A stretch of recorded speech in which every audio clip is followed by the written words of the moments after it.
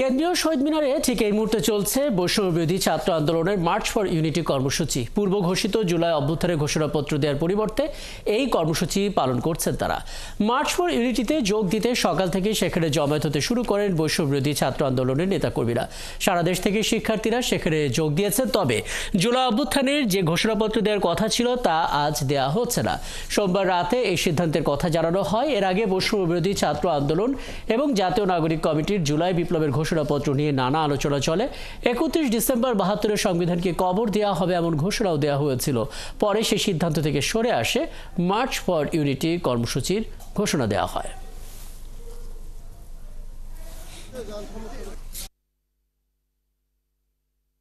সবাইকে যেন সমান অধিকার দেওয়া হয়, কারণ আমাদের আন্দোলনটা প্রত্যেকটা উপজেলা পর্যায়ে, জেলা পর্যায়ে প্রত্যেকটা জায়গায় হয়েছে। সেখানে শুধুমাত্র ঢাকা কেন্দ্রিক না, প্রত্যেকটা বিভাগ, উপজেলা, জেলা পর্যায়ে যাতে থাকে, এটাই আমাদের চাওয়া। যে নারীদের নিরাপত্তাটা সবচেয়ে বেশি জরুরি। রাস্তাঘাটে চলাফেরা করার সময় কেউ যেন আমাদেরকে কোনোভাবে আর কোনো কিছু না করতে পারে, এটাই আমাদের কাছে সবচেয়ে বড় প্রত্যাশা। 5 আগস্টের পরে, সরকার গঠনের পরপরই বা সরকার গঠনের আগে এটা উচিত ছিল যে বিপ্লবকে স্বীকৃতি দেয়া।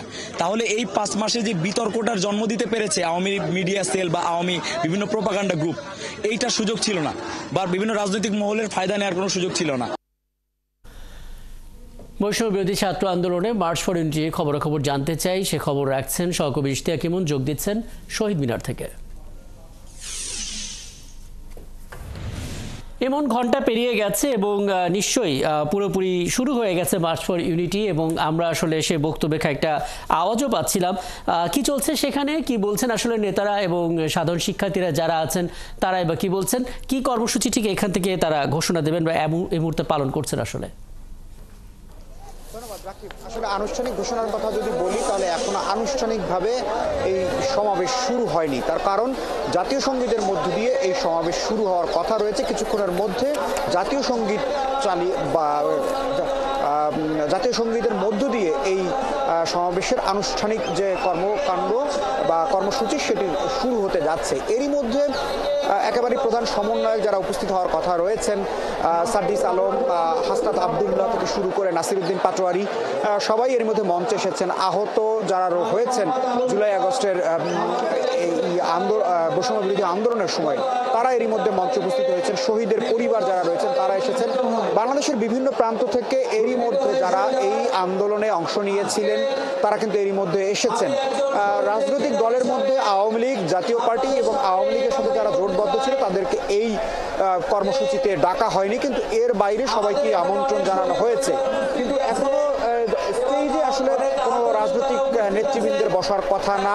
আমরা এর আগেই এটি জাতীয় নাগরিক কমিটি এবং বৈষম্য বিরোধী আন্দোলনের পক্ষ থেকে জানানো হয়েছিল, কিন্তু স্টেজের সামনে আমরা তেমন কোনো গুরুত্বপূর্ণ এখন পর্যন্ত রাজনৈতিক নেতৃবৃন্দ কাউকে দেখতে পাইনি। হয়তো ভেতরে থাকতে পারেন তারা, কিন্তু এখন পর্যন্ত আমরা গণমাধ্যম কর্মীরা যেহেতু এখন অনেক মানুষ রয়েছে ভেতরে, সেই তাদের এখন পর্যন্ত দেখতে পাইনি। বেশ কিছু ঘোষণা আসতে যাচ্ছে এরকম একটি ধারণা করা হয়েছিল। বিশেষ করে সংবিধান বাতিল করার যে ঘোষণাটি করার, সংবিধানের কবর রচনা করার কথা বলা হয়েছিল মুজিববাদী সংবিধান আখ্যায়িত করে, সেটি বাতিল হলে আসলে কি ধরনের সংকট তৈরি হবে। তারপরেই আসলে যদি সংবিধান বাতিল হয়ে যায় তাহলে একটি বিপ্লবী সরকার গঠনের প্রয়োজনীয়তা পড়বে, এবং এখানে যারা এসেছেন তারাও কিন্তু সেই বিপ্লবী সরকারের স্লোগান দিচ্ছেন যে এই মুহূর্তে বিপ্লবী সরকার প্রয়োজন রয়েছে। সমন্বয়ক যারা রয়েছেন তাদের সাথেও কথা হয়েছে, বিভিন্ন জেলার সমন্বয়ক রয়েছে, তারাও বলছেন যে এই মুহূর্তে কি বিপ্লবী সরকারের প্রয়োজন রয়েছে। কিন্তু এই বিপ্লবী সরকার যদি প্রতিষ্ঠা করতে যায় তাহলে এক ধরনের রাজনৈতিক সমঝোতার বিষয় রয়েছে, রাজনৈতিক টানাপোড়েন। এই কারণেই আমরা দেখতে পাচ্ছি যে এক ধরনের রাজনৈতিক টানাপোড়েন রয়েছে ভেতরে, যে কারণে সরকার এটির দায়িত্ব নিয়েছে। অর্থাৎ জুলাই বিপ্লবের যে ঘোষণাপত্র, সেটি সরকার যেহেতু দায়িত্ব নিয়েছে, আজ তারা কিভাবে এই জুলাই বিপ্লবের ঘোষণাপত্র তৈরি হবে সেটি যেমন দিচ্ছেন, তেমনিভাবে রাজনৈতিকভাবে একটি বার্তা আসলে প্রকাশ পেতে যাচ্ছে যে তারা নতুন রাজনৈতিক দল গঠন করার ঘোষণা এরই মধ্যে দিয়েছে। জাতীয় নাগরিক কমিটি বলেছে যে একটি রাজনৈতিক দল হতে যাচ্ছে। সেটি যখন বলা হয়েছে তাতে আমরা বুঝতে পারছি যে ফেব্রুয়ারি অথবা মার্চের মধ্যে নতুন একটি দলের ঘোষণা আসতে যাচ্ছে। সেখানে নতুন দল গঠনের ঘোষণার আগে যদি বিপ্লবী সরকার গঠিত হয়, সেই বিপ্লবী সরকারে কারা থাকবেন, কিভাবে গঠিত হবে, এই সরকার বর্তমান যারা সরকার রয়েছেন সেটি কিভাবে বিলুপ্ত হবে, সংবিধান যদি বাতিল করা হয়, অনেকগুলো বড় সিদ্ধান্ত রয়েছে। সেখানে যারা বড় রাজনৈতিক দল হিসেবে এখন রয়েছেন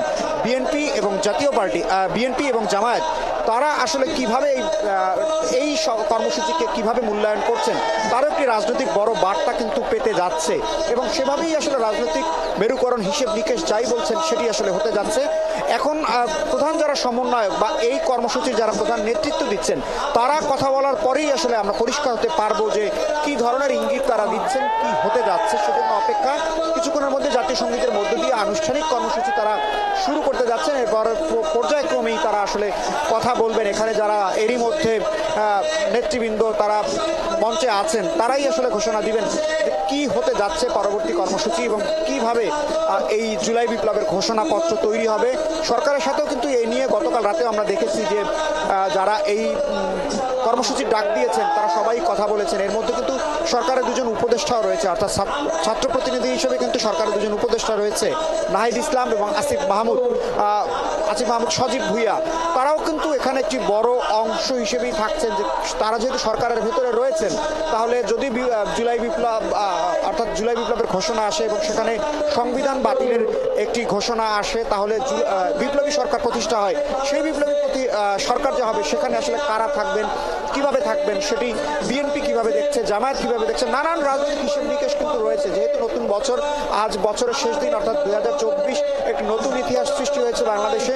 2025 আসলে রাজনৈতিকভাবে কতটা মসৃণভাবে যাবে এবং কতটা রাজনৈতিক মেরুকরণ হবে সেই হিসেব নিকেশের অনেক কিছুই কিন্তু একেবারেই বছর শুরুর আগেই আমরা দেখতে পাচ্ছি যে নানান হিসেব নিকেশের যে শুরু সেটি কিন্তু এরই মধ্যে হয়ে গেছে। এখন ঘোষণা আসার পরেই আমরা আসলে বুঝতে পারবো যে তারা আসলে কি বার্তা দিতে চাইছেন। এর মধ্যে আপনি নিশ্চয়ই মঞ্চে দেখতে পাচ্ছেন যে বিভিন্ন পর্যায়ের যারা সমন্বয়ক রাখছেন তারা কিন্তু এর মধ্যে উপস্থিত হয়েছেন। একজনের মাদ্রাসার প্রতিনিধি কওমি মাদ্রাসা শিক্ষার্থীদের যে সংগঠন রয়েছে সেই সংগঠনের কওমি মাদ্রাসা শিক্ষার্থীদের সংগঠনের যিনি নেতা রয়েছেন তিনি কথা বলার জন্য এরই মধ্যে আসছেন। এরপর পর্যায়ক্রমে বিভিন্ন বেসরকারি বিশ্ববিদ্যালয়, সরকারি বিশ্ববিদ্যালয়, পাবলিক বিশ্ববিদ্যালয় থেকে শুরু করে বিভিন্ন পর্যায়ের যারা প্রতিনিধি রয়েছেন তারাই মূলত এখানে বক্তব্য দিবেন এবং সেই বক্তব্যের মধ্যে দিয়েই তারা আমরা নিশ্চয়ই 71 টেলিভিশনে সরাসরি সেই বক্তব্য প্রচার করবো এবং সেই বক্তব্যে আমরা পরিষ্কারভাবেই জানতে পারবো যে আসলে কি ধরনের বার্তা দিতে যাচ্ছেন। যেহেতু জুলাই বিপ্লবের ঘোষণাপত্র আসছে না সে কারণে ঘোষণাপত্রের জায়গায় তারা যে বলছেন যে রূপরেখাটি তৈরি হবে সেই রূপরেখাটি আসলে কি আসতে যাচ্ছে সেটির জন্য অপেক্ষা করছি এবং নিশ্চয়ই আমরা 71 টেলিভিশনে সরাসরি তাদের সেই বক্তব্য দেখতে পাবো। এর মধ্যে আমরা দেখতে পাচ্ছি যে কওমি মাদ্রাসা শিক্ষার্থীদের যে সংগঠনের নেতা রয়েছেন তিনি প্রথমেই আসছেন বক্তব্য দিতে এবং সেই বক্তব্যের মধ্য দিয়েই আসলে বিভিন্ন প্রতিনিধিরা যেহেতু রয়েছেন, বিভিন্ন গোষ্ঠী, বিভিন্ন সংগঠনের এখানে প্রতিনিধিত্ব রয়েছেন, সে কারণে প্রতিটা বক্তব্যই আসলে ধাপে ধাপে পরিষ্কার হওয়া যাবে। এরপরেই যারা রয়েছেন সমন্বয়ক হিসেবে এখানে এবং বৈষম্য বিরোধী আন্দোলনের যারা একেবারেই শুরুর দিকে নেতৃত্ব দিয়েছিলেন সেই নেতারাই নিশ্চয়ই কথা বলবেন। আমরা দেখতে পাচ্ছি যে এই মুহূর্তে বক্তব্য শুরু হচ্ছে। এখানে যেহেতু অনেক গণমাধ্যম, অনেক ক্যামেরা কাজ করছে সে কারণেই আমাদের পাওয়ার কথা সেটি স্বাভাবিকভাবে পাচ্ছি না, কিছুটা বিঘ্নিত হচ্ছে। আমরা নিশ্চয়ই এই বক্তব্য শুনতে পাবো এখানে যারা বক্তব্য দিচ্ছেন তারা কি বিষয়গুলো তুলে ধরছেন।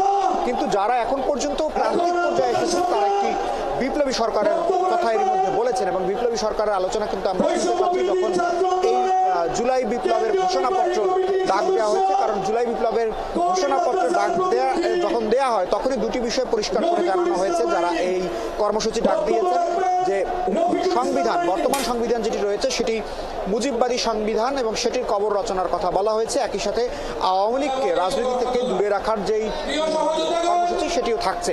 এই দুটি বিষয় বলা হয়েছে। যেহেতু প্রথম বিষয়টি অর্থাৎ সংবিধানকে বাতিল করার কথা বলা হয়েছে সে কারণেই এই যে সামনে যে সংকট আসতে যাচ্ছে সেটি মোকাবেলার জন্য কী ধরনের প্রস্তুতি থাকছে, কীভাবে এটি নিয়ন্ত্রণ করা যাবে, সেখানে রাজনৈতিক দলগুলোর ভূমিকা কী থাকবে, এই টানাপোড়েনটি আসলে এখন বড় হয়ে আসছে। পুরো দেশের মানুষ, রাজনৈতিক মহল থেকে শুরু করে আন্তর্জাতিক মহল সবাই আসলে এই সমাবেশের দিকে নজর রাখছে। এখান থেকে জুলাই বিপ্লবের ঘোষণা আসছে না কিন্তু একটি বড় বার্তা হয়তো আসতে যাচ্ছে, সেরকমটি আমরা বুঝতে পারছি নাকি।